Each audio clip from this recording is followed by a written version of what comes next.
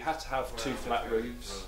We could only sort of, pretty much because the houses behind, we couldn't really interrupt their view going in that angle. So that's why we can go to 2 stories here where the house narrows.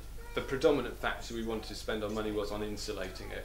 You know, we don't get a second chance at that. Once we're building our walls, it's got to go in then. It's so like the foundations. yeah, I thought, well, if we're living in it and it's cold and we need to get something in extra once we've built it, we can do that. But for now, let's concentrate our budget on insulating it. In here we can see the silver layer behind here is the 90mm of rigid insulation that is inside the timber frame itself. So our timber frame structure wall is also containing our insulation. Our insulation in the timber frame, the service gap, then an insulation on top of the timber studs to stop heat transfer through the timber itself, polythene gap for air tightness, and then our plasterboarding. Our only windows were all north facing, pretty much. South's that way, north's there.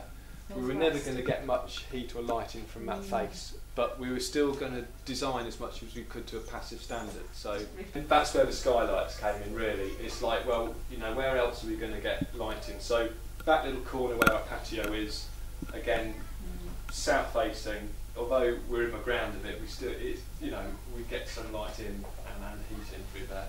But the pyramid skylights were the thing, and we've got one there and the same size one up in the bedroom upstairs.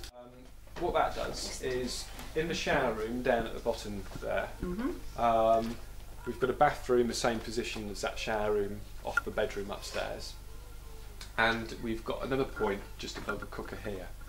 Those 3 points are where we're extracting air from the house. The air we suck out of the house in these 3 points is going through our ducting and into this box, and then outside.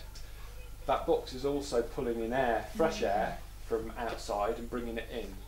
Now, as the air that's going out, that passes the air that goes in through, pretty much like your car radiator. So you get this thermal transfer, and it's about sort of 80–90% efficient. So that 90% of your heat in the air is transferring into the fresh air that's coming back into the house. So you get this nice fresh air in the house. We had a budget of 90,000 to do the build. Plus above land cost. Yeah, so 170 altogether.